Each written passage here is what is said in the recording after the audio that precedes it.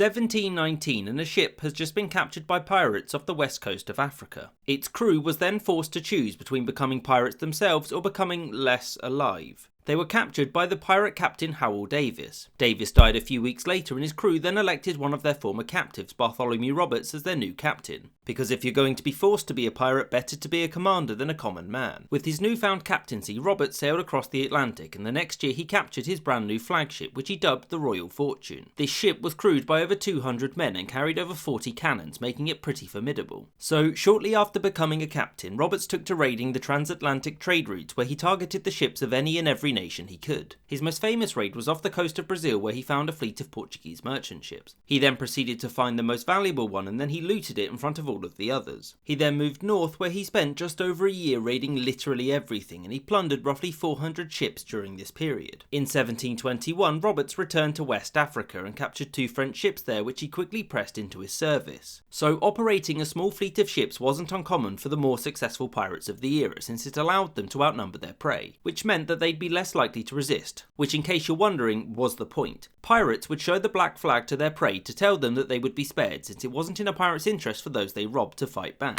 In case you're wondering, pirates flying the red flag was their way of saying we're going to murder you no matter what. So what exactly do we know about Captain Bartholomew Roberts? Honestly, not too much, except that he was born here in Wales in about 1682, making him about 37 when he became a captain. Also, it's known that he was exceptionally brutal, and when raiding he wasn't afraid to torture and murder anyone who defied him or resisted his attempts to rob them. In January 1722, Roberts launched a raid on 12 ships anchored at Wildoer, here in what is now Benin. They all surrendered barring one, a slave ship, which Roberts then set fire to, the slaves still on board. By this point, the British Royal Navy was starting to look for Roberts and the task fell to the HMS Swallow, captained by Chaloner Ogle. Ogle, after destroying one of Roberts' smaller ships, returned to finish the job. Roberts and Ogle clashed, but the Swallow was, after all, a commissioned warship and one with quite a bit more firepower than the Royal Fortune. During the fight, Roberts came down with a fatal case of being shot in the throat and soon after his crew surrendered. Ogle would win a knighthood for his actions and the death of Roberts is seen by many to signal the end of the Golden Age of Piracy. Roberts is, oddly enough, not as well known as the likes of Blackbeard or William Kidd, despite having captured more prizes than both during his 3-year career. Like most pirates, his legacy is simply one of imagination, since again, like most pirates, he was only active for a few years before he died.